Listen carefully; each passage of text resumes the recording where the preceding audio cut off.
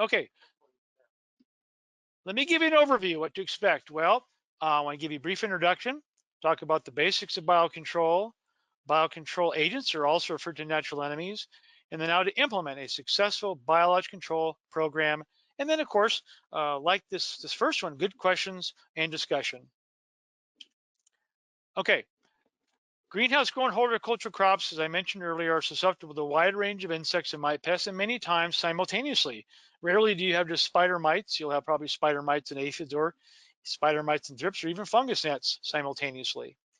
So again, going back, what kind of relates to the first presentation was the primary means of dealing with insect or mite pests is still the use of pesticides, in the case insecticides and miticides.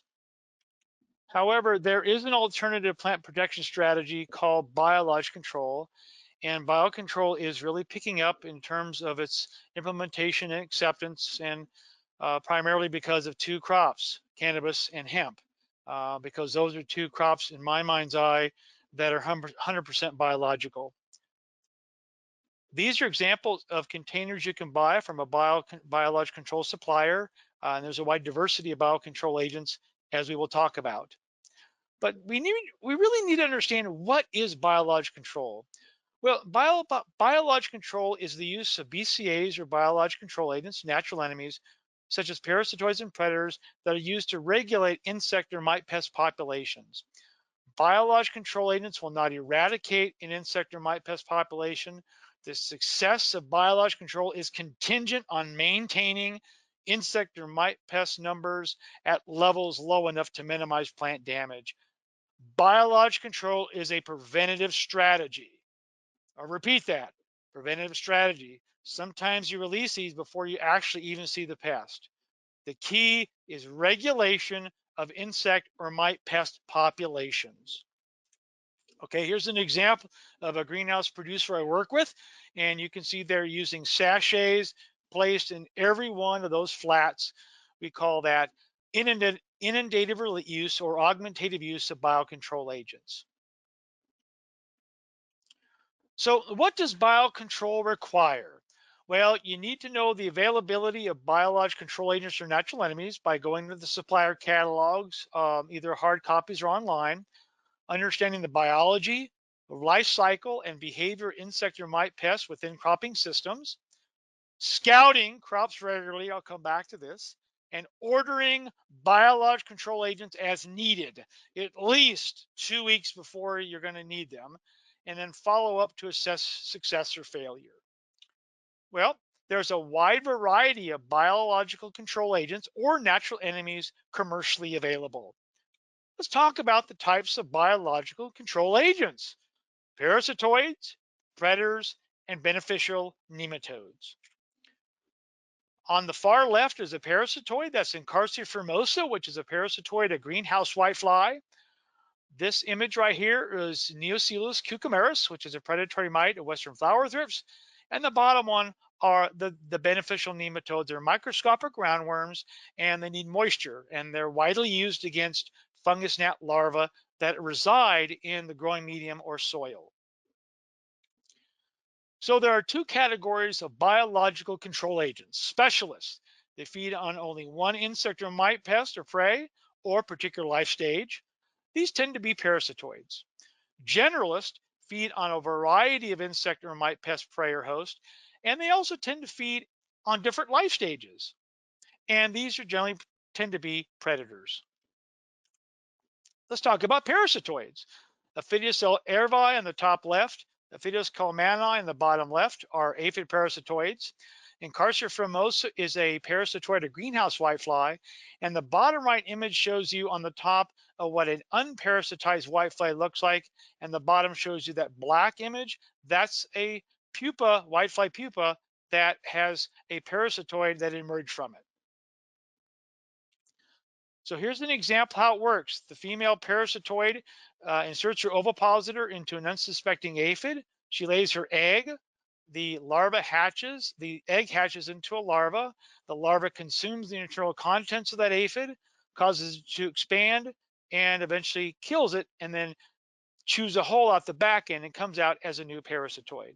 Now, if you're having trouble understanding this phenomenon, I did go to Hollywood. Eventually, I'll show you. But these are mummified aphids. They're expanded aphids on the leaf underside, and you can see some of these holes. That's where the mature adult parasitoid, male or female, exited out after developing.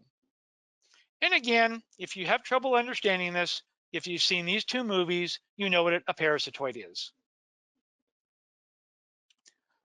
How do you release parasitoids? Well, you can get them in containers with mummified aphids, or more commonly, you get them on these cards, which has the parasitized pupal stages on them.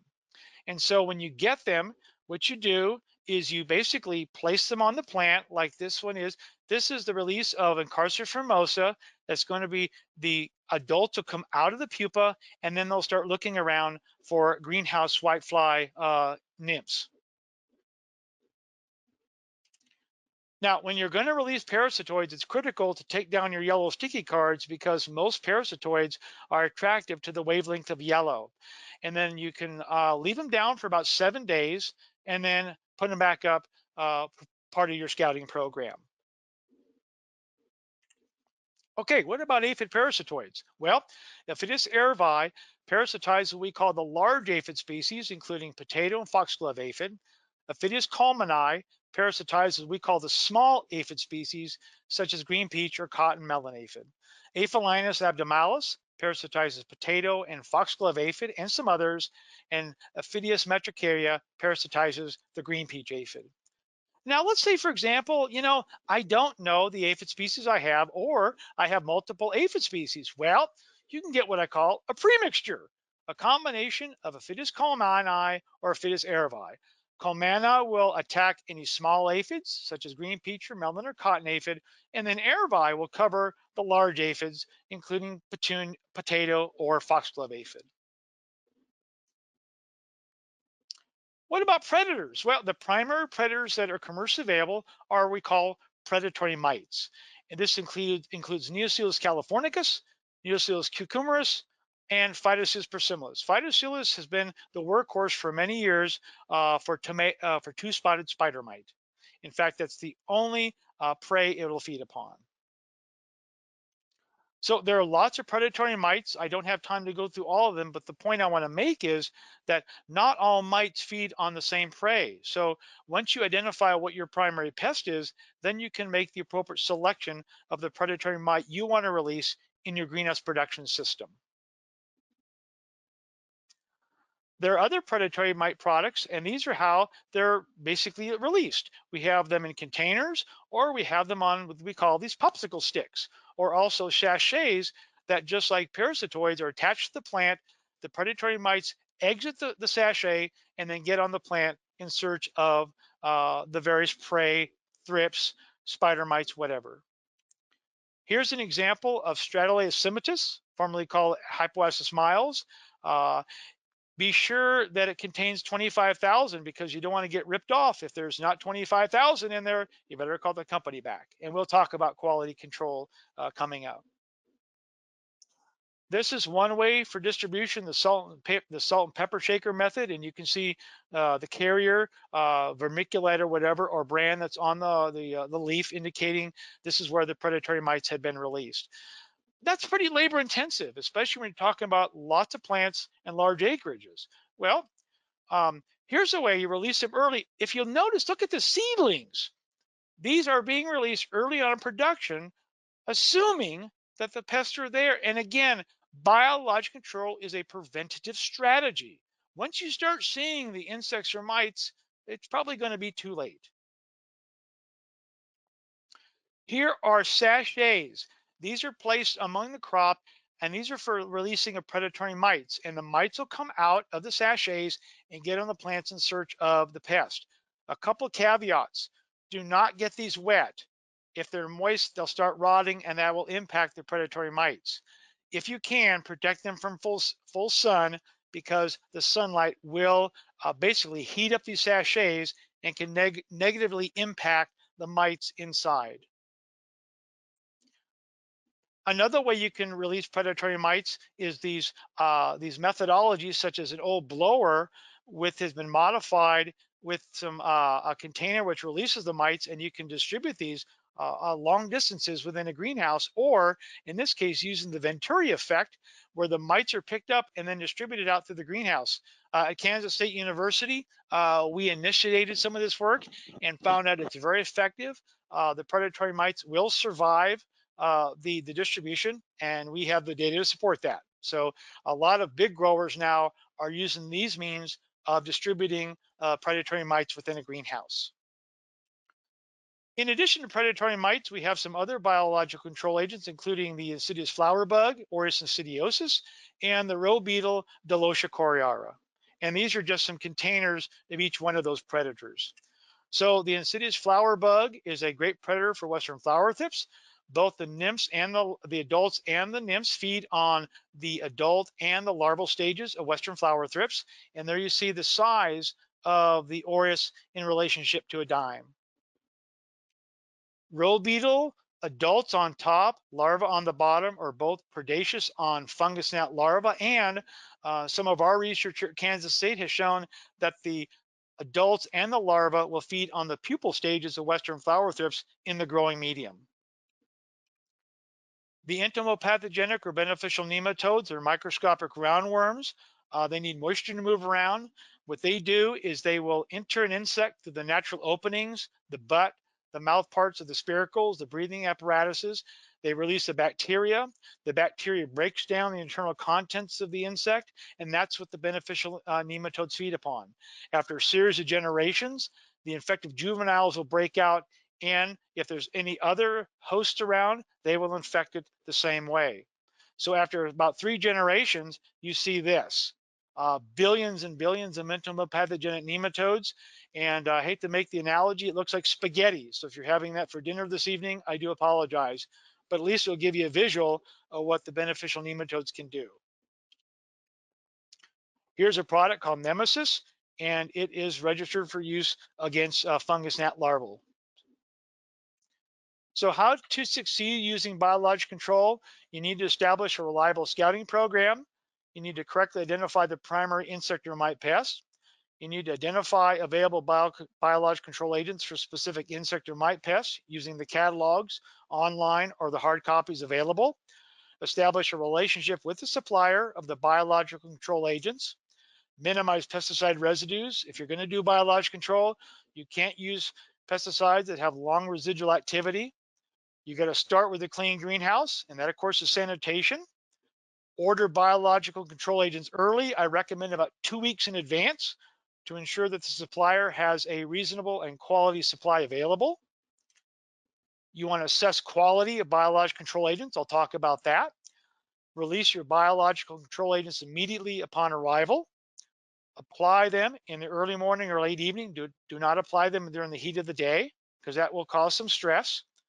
Introduce the biological control agents before insect or mite pest populations are high or reach outbreak proportions. If that's the case, it's too late.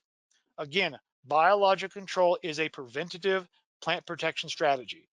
And then evaluate the performance of your biological control agents after each year. So the first item that needs to be considered before even attempting biological control is establishing a reliable scouting program. You can scout either using yellow sticky cards, which is shown on the left, or doing visual inspections on the right. In most cases, you're going to combine both of these when you're looking for various insect or mite pests among your crop. So here's RJ. He's a scout I work with here in Kansas.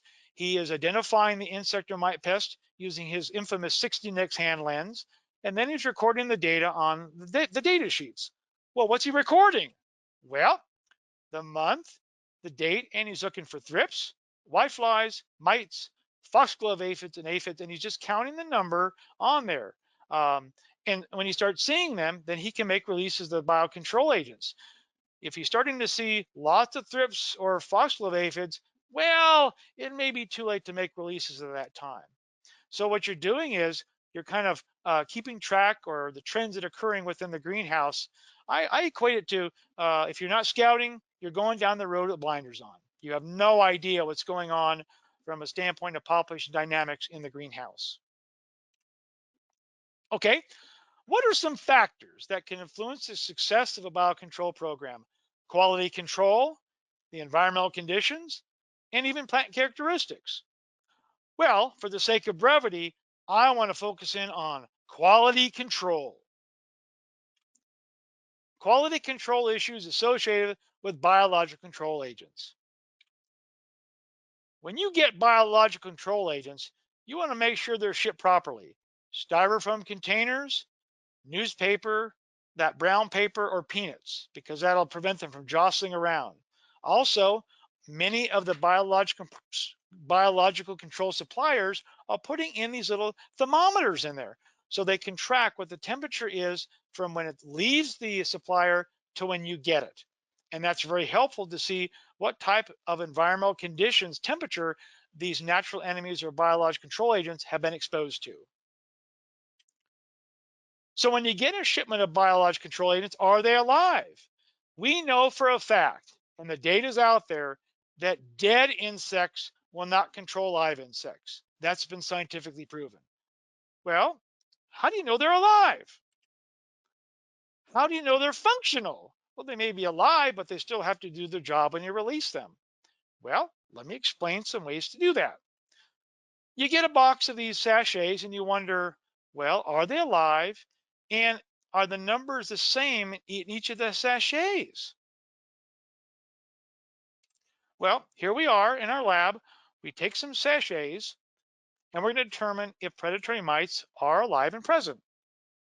So we break them open and we're looking under a microscope or hand lens for the live mites crawling around. Now remember, there is a brand mite or a grain mite often associated with these as an alternative or supplemental food source. So you want to make sure you don't misidentify them as the actual live mites.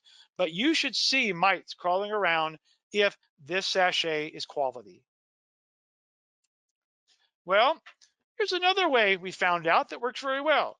Take one of your popsicle sticks, bend it, put it over a yellow sticky card, and when the mites come out, they will either drop down on the yellow sticky card or they'll crawl down and get caught. That will tell you that the predatory mites are active and possibly functional in that sachet. Well, what about parasitoids? Well, what you do is take a mason jar, you put one of those I showed you earlier, uh, those devices or how they're packaged that you attach to the plant, you then cover it. And under that cover is a 1 by 1 inch yellow sticky card. You wait about 3 to 4 days and then you check that. And if you see parasitoids on that yellow sticky card, you know they're alive. If not, it's time to call the company back and say, I want some credit or new biological control agents. What about for nematodes? Well, on the left is what nematodes should look like. They should be curved, J-shaped near the very end. If they're not, if they're straight, like the one image on the right, they're dead and they will not kill fungus gnat larvae in the soil. What I recommend is you take a sampling of the formulation, put it in a petri dish, add about 1 to 2 mils of warm water, and then look under a microscope or a hand lens. If you see live EPNs, that's good. If you see dead ones, that's not so good, and you need to call the company back immediately. What about storage? Well, these are living organisms, and sometimes they don't come with a supplemental food source. You want to use them right away. So if you do put them in a refrigerator, make sure the temperature ranges between 55 and about 60 degrees Fahrenheit, and then you release them right away. Don't leave them in storage for, I would say, over 2 days in most cases. Okay, well, I want to know what life stages of a pest are susceptible to natural enemies. Is it the egg, larva, nymph, pupa, or adult? Well, that is important to know. Let's take one insect for the sake of brevity and go over that. And we'll talk about Western flower thrips. Here's a life cycle. Egg, 2 larval stages, first instar, second instar, 2 pupal stages, prepupa, pupa, and then the adults. Well, what are the natural enemies? Well, Neocoelus cucumaris will feed on the first instar larva. Amblyseius swerskii, first and maybe second instar larva. Orris feeds on the first, second instar larva. Oopsie, go back. quick. And the adult, Stratus semitus, feeds on the pupa. And the roe beetle, Delocia coriara, feeds on both the prepupa and the pupal stage. Okay? So you have beneficials that'll feed on every life stage except the egg, which is embedded in the plant tissue. Well, can you succeed using biocontrol in greenhouse production systems? I believe you can. And there's a lot of good information coming out from various cropping systems, and growers, many I deal with, are using biocontrol and being very successful. It does, of course, take a little more diligence in the scouting and assessing quality control, but you can do it. So what about some information? Well, working with several of my colleagues in Michigan State University, we came out with a fact sheet called Commercially Available Biological Control Agents for Common Greenhouse Insect Pests. Well, what's this contain? Well, every page has the listing of the commercially available parasitoids and predators for the specific pest. We have images and some basic biology and really other important information relating to each one of the commercially available natural enemies. You can download it online or order it from Michigan State University, but you can actually get a PDF of it online. Well, in addition to that, Heidi Lindberg and I developed a course 2017 called the Biological Control Course for Greenhouse Growers. There's 2 registration periods, fall and summer. There's the website that you can use to register for the course. It's basically 5 units. It's all practical information, and I highly recommend, or I would basically think if you're interested in biocontrol, you'd want to take this course. What about some suppliers? Well, there's some really good, I call quality suppliers. Culprit, Bioworks, BioBest, IPM Laboratories, Applied Bionomics, and the new one called BioBee. These are the suppliers of the biological control agents in which you're going to order from. That's it, the end. So basically with that, I would happily address any questions. And if you have any comments or questions regarding the webinar, this one and others, that would be highly appreciated. So with that, I am done with the second one. All right, so now we're going to do some Q&A here. Would biological controls be useful in an open air setting? So this person is actually in a nursery surrounded by farm fields, and from April to October, they don't have plastic on their houses. Yeah, that's an excellent question. When you're in an open area, the benefit of using biologicals in a greenhouse is restricted. They can't migrate out. But when you're in an open situation, there's an opportunity. It also allows the pests to immigrate into your field too, which can basically inundate your natural enemies, and that consequently can compromise your biological control program. Okay, we actually have quite a few questions rolling in here. It's kind of hard to keep up with them all, but somebody would like to know if you can use nematodes for thrips in vegetable greenhouses. Okay. Okay, well, I have heard that the nematodes work for thrips. Actually, we're going to do a study this year to nail that down. The problem with that is that the nematodes need to be applied in the evening because they're very susceptible to sunlight, UV light degradation. And there's really no what I could call hardcore scientific data to show that they're actually effective. Basically, what myself and other colleagues and producers think is the forceful spray of the water can knock the thrips off. So at this point, we are going to do a study this year and see if we can't nail that question down. But at this point, those are my comments, Kate. Okay, during the winter, when the temperature and the humidity are low, somebody is noticing that beneficials, usually require higher temperatures, more humidity, so maybe that's not the best situation. Do you think it's worth using beneficials over chemicals in the winter when that's happening? That's a good question. First of all, it depends on the pest you're dealing with. I think, and again, what do you mean by low temperatures? I mean, if you're getting down in the 50s, that's going to slow not only the natural enemies but the pests simultaneously. Really, yeah, you'd have to go back to what your primary pests are and figure out what are the viable natural enemies, and then what environmental conditions they need. And if they're not going to be compatible, in this case, then you should not use them. Yeah. Okay. And do you happen to know if there's a more advanced technology for bug scouting, or is the yellow card method the really tried and true tool for that? I know that there's some new technology coming on in terms of apps. I think Coprit or BioBest is developing an app for that. But I really think that going out there, looking at your crop, staying familiar with it, using yellow sticky cards, visual inspections are at this time until we do get those advanced means of technology for scouting are still the most reliable means of detecting pest outbreaks early. Gotcha. Mhm. And we have a grower here who says that their beneficials packages always come in the heat of the day. Can they wait until the morning after the package arrives to release those into the greenhouse? That's a really good question. Yeah, if they come in, it really depends on the natural enemy. But if you store them in a refrigerator or a cool area for a bit and then release them later, you should be okay. The longer you store them, the higher the prospects of them mortality, dying out. And so, as opposed to releasing 25,000, you may only release maybe 100, and that will impact your regulation of your pest population. Okay, and we're going to have time for one more question. What is your opinion on nighttime wet spray foliar applications of nematodes for thrip control, or thrips control, sorry? I think I alluded that to an earlier question. Again, I have not seen hard scientific data to show that spray applications of nematodes will regulate thrips populations. I think the timing is good. Evening or early morning, mostly evening is best because their susceptibility to UV light degradation.